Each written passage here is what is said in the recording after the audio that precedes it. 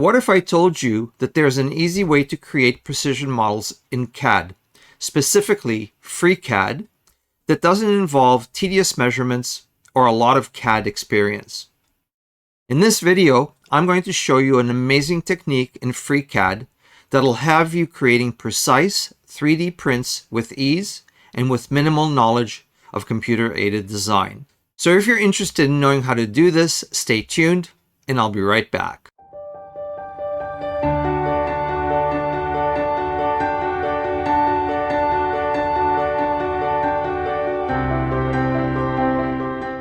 The technique that we'll be using is called image tracing, or image to 3D modeling. Basically, this involves using 2D images as references to create 3D models. This technique is very helpful when you have a photograph, sketch, or blueprint of an object and you want to replicate it as a 3D model. In my case, I'm trying to create a housing for a number of electronic parts, and I need to make sure that everything will fit properly. So the first thing that we'll need to do is capture the images that we'll use to create the 3D models. For my specific situation, I'll be capturing a breadboard with some electronics mounted on it, a 28 BYJ48 stepper motor, and a ULN 2003 driver board. In the end, I'll be mounting these components in a box that'll be approximately 105 millimeters wide and 83 millimeters in length. When capturing the images, make sure that you do square-on shooting, where you position the camera so that it's directly facing the object. What you're trying to do basically is minimize perspective distortion. So once we've got the images, we'll need to get some base measurements. We need to do this because in order to calibrate images accurately in FreeCAD, it's essential to gather base measurements from the real-world objects we plan to model. These measurements serve as reference points for scaling the images within the software.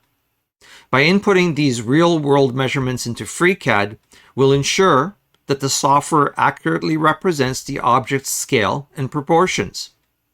This calibration step is crucial for achieving accurate 3D models in FreeCAD, so make sure that you take your time in getting the right measurements.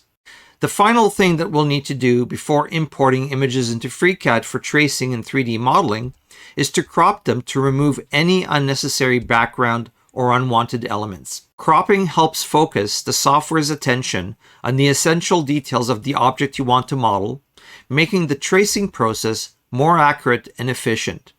However, depending on how well you captured the images in the first place, extensive cropping may not always be required. If your original images are well framed with minimal background clutter, cropping may be minimal or in some cases unnecessary. So once we've got our images and base measurements, we're ready to go into FreeCAD to create our 3D model. So let's do that. All right, so now I am in FreeCAD. And this is FreeCAD 0.21. So this is the latest released version of FreeCAD. And I'm going to model the components in this version. And it works really well in this version. So the first thing that we're going to do is create a new project and a new body. And we're going to create a new sketch. And we're going to create it on the XY plane.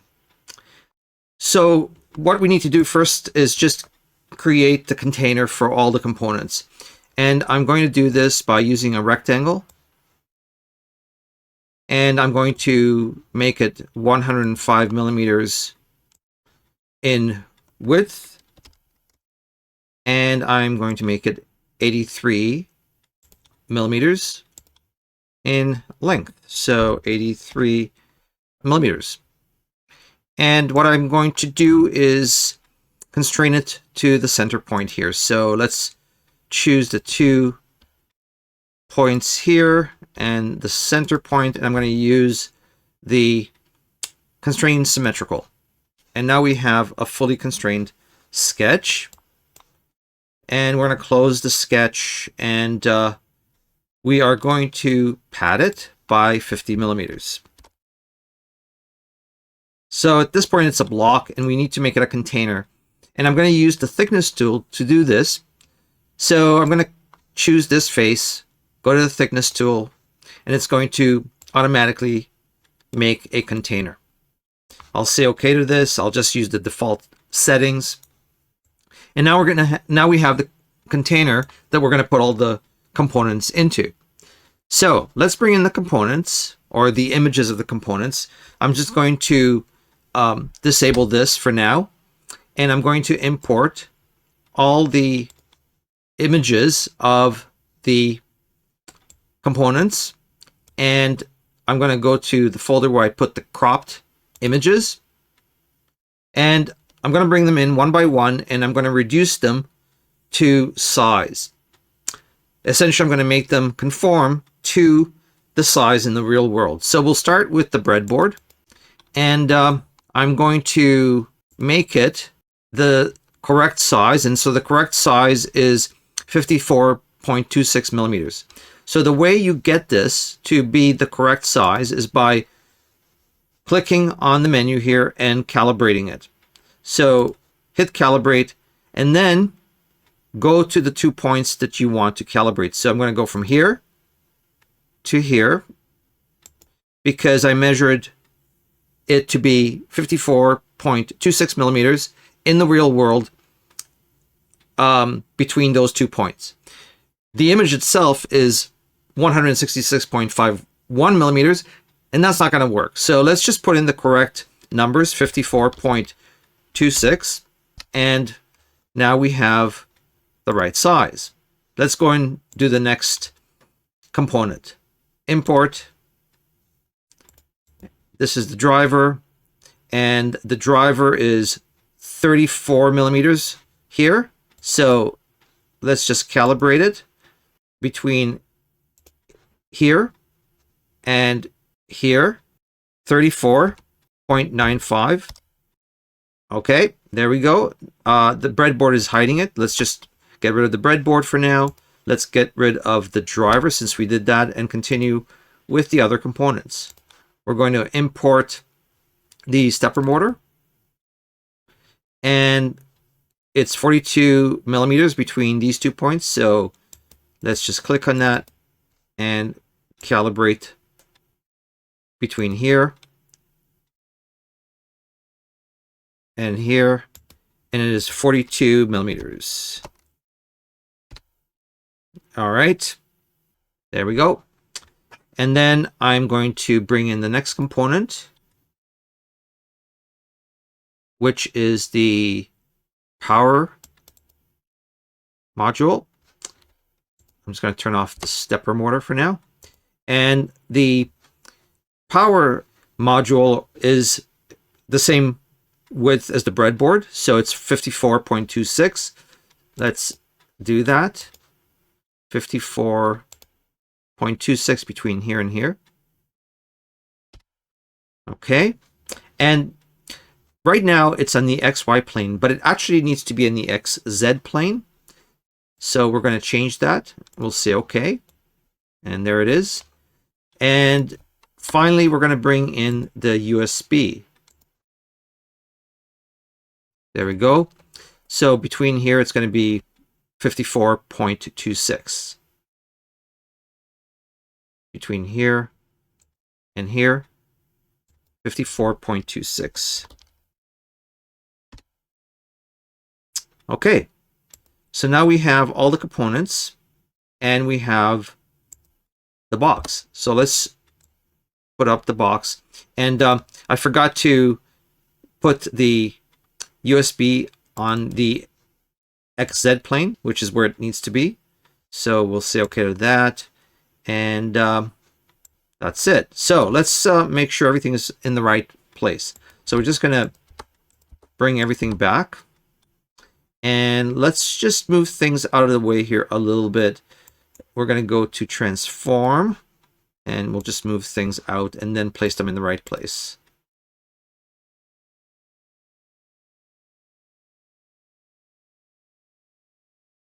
All right, so the breadboard is going to be around here somewhere. So let's move up and just place it properly. So right around here. The stepper motor driver is going to be around here.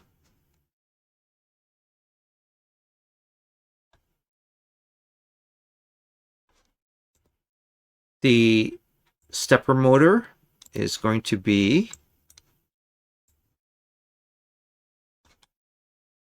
around here.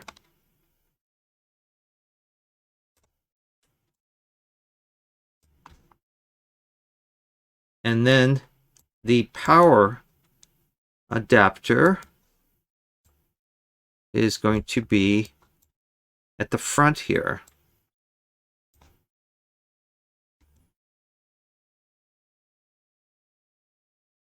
Now it's hard to see this because the box is opaque. So one way to solve this is by making the box transparent. The way you do this is by clicking on the box, going to View, Appearance, and then making it transparent like so. And I'm going to make it about 85% transparent. And that should work. So there we go, 85%, and I can see what I'm doing now. So let's go to the power and hit transform and then move it up.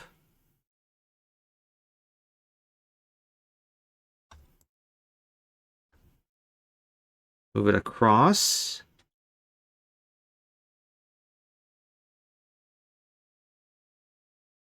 And move it forward.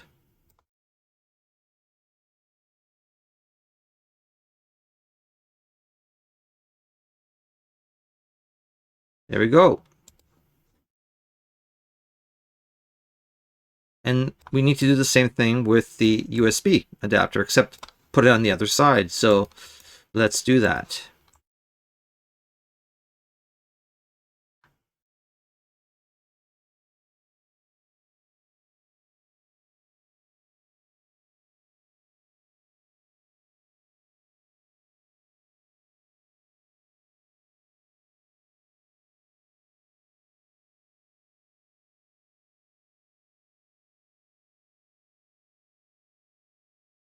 All right.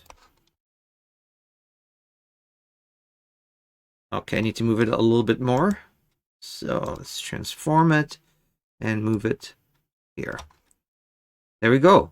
So now we have all the elements in place, and we can begin to model the posts for the screws and everything else that we need to model. So let's begin by, first of all, modeling the posts for screwing in the stepper motor.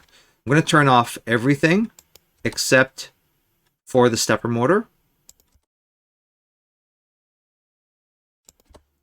And I'm going to create a new sketch on here.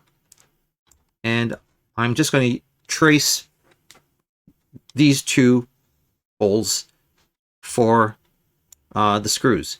And I'm going to use the B-spline option in FreeCAD. So let's move in closer and then just start tracing. And I'm going to do it quickly. It may not be perfect, but I just want you to get the idea of how this works and how easy it is. That's the main thing. It's very easy. And while this is a simple example, you can do much more complex things with this technique. So we're just going to sketch quickly around the screw holder here. And once we get to the end, we basically have the part. So there we go. And we're just going to close it with this point here. Now, one thing about FreeCAD is that it doesn't tend to close the points, so we need to close it properly. Otherwise, the sketch will give us errors. So we click these 2 points, and we're going to use the constrain coincident option to close these 2 points. And there we go. It's done. All right, now let's make the hole for the screw, and we're going to use the circle for that.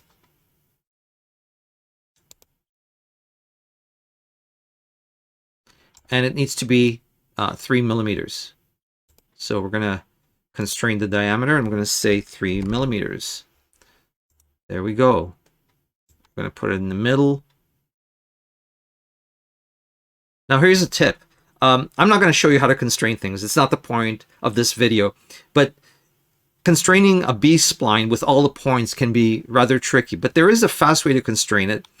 And that is by using the block constraint. And the way you do that is by highlighting it and then going to the block constraint here, and it will constrain it. So you can see that that particular part of the sketch is constrained. The only thing that's not constrained is the circle, and we can easily constrain the circle by choosing these 2 points and constraining it vertically and constraining it horizontally. And now we have a fully constrained sketch. So what we need to do is mirror this to the other side. And I'm going to do that by creating a construction geometry. I'm going to make a line, and I'm going to use that line as a reference to mirror the part. So let's just create a line, and let's constrain it so that it's absolutely straight here. Excellent. And now we're going to use the symmetry option to clone this to the other side. So we highlight this, we highlight the construction line, and then we go to symmetry. And it creates the sketch on the other side. And it looks pretty good. Maybe I need to move it a little bit. So let's just move it a little bit. And I need to just fix these points a tiny bit. So let's just do that.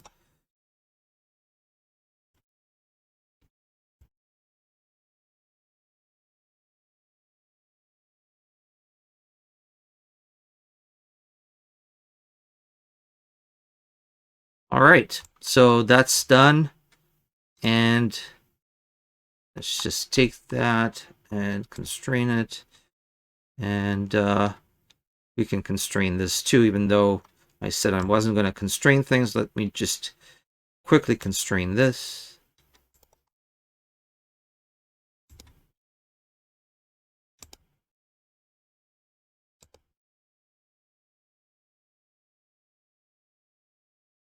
Okay, and we're done. We close this off, and now we have the sketch, and we're going to pad it, extrude it, 20 millimeters. All right, so at this point, we can quickly just turn off the stepper motor to see what it looks like, and it looks pretty good. So the next thing that we're going to do is do the screws for the driver. So we're going to do essentially the same thing. Let's create a sketch here, and we will model the screws for the driver. And we're going to start with a circle, and we need to turn off the construction line option. So we'll go to circle, and we'll make a 4 millimeter in diameter circle first of all.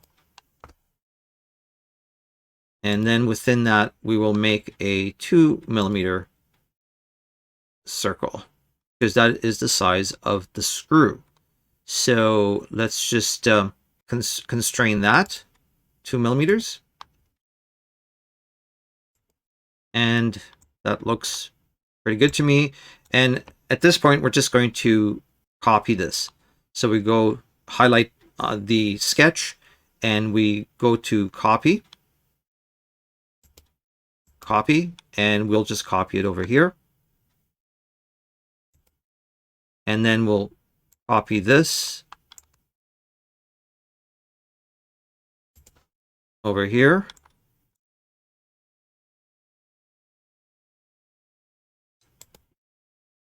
And we'll copy this over here.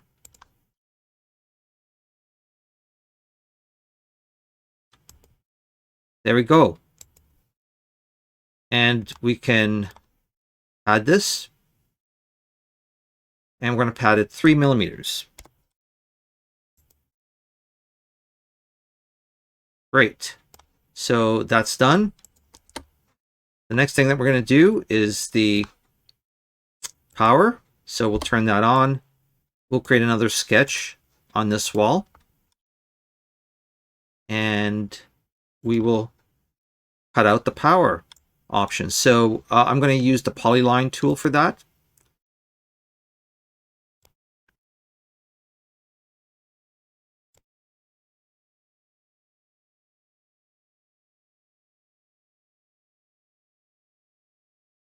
All right, that looks pretty good to me. Let's just move this line in a little bit. And move this up.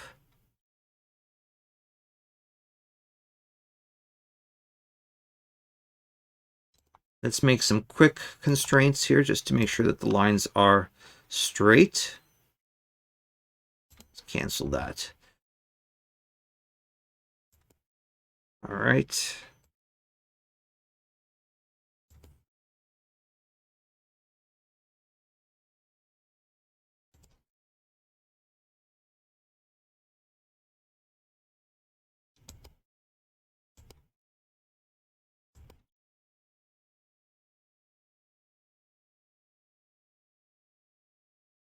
That looks pretty good. There we go. All right, so we're going to close this, and then we are going to use the pocket option. And now we have a hole for the power. So we'll say okay to that. Let's turn off the power, and there we have it. And then finally, the last thing we need to do is the USB. So we will go to the other side, and we will make a sketch on this wall, and we'll cut out the hole for the USB. We're going to use the rectangle tool.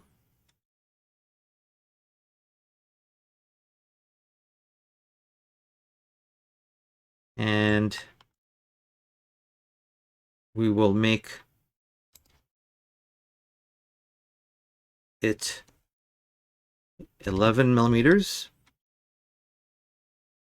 by 7 millimeters. We'll say okay to that. And now we can just make a pocket. And there we go. Turn that off.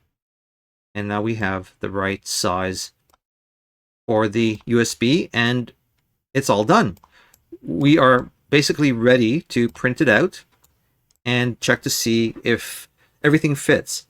Now, I'm going to make a top for this as well. I'm not going to show you how I do that, but I will come back in a second. I'll show you the top, and then I'll print it out, and then we'll try to make everything fit inside a container. All right, so I'm back, and as you can see, I made a top for the model, and if I turn off the bottom part of the model here, you can see the top. And what I did also was name all the different parts here, which you should always do. Very important to name all the different elements that you created, because otherwise you're going to forget everything. So we've got a top. I also made a hole for the stepper motor, because there's going to be a post that comes out of here that attaches to the stepper motor. So if we turn on the stepper motor, you'll see how that works. You can see that the post of the stepper motor is right at the center of the hole, so I can mount something on that and it will work perfectly, I hope. All right, so the last thing that's left to do is to print this out and then mount all the different parts into the model, and that's what I'm going to do.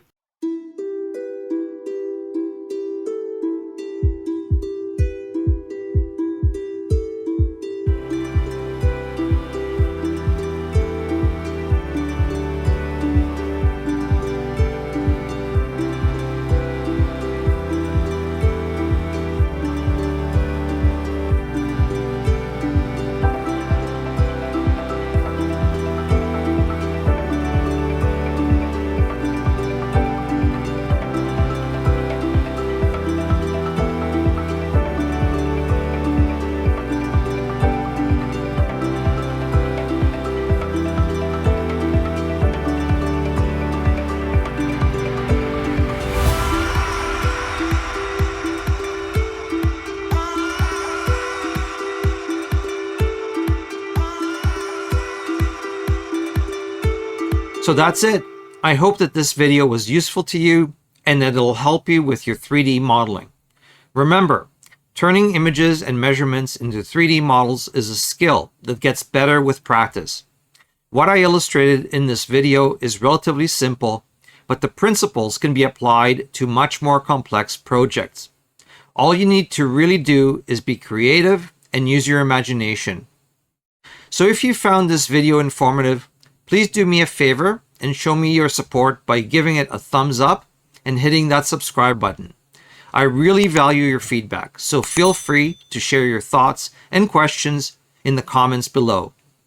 And remember, the most important thing that you can do as a creator is to go out there and learn new things that'll help you push the boundaries and be more creative. So take care for now, and I'll see you soon for another video. Bye-bye.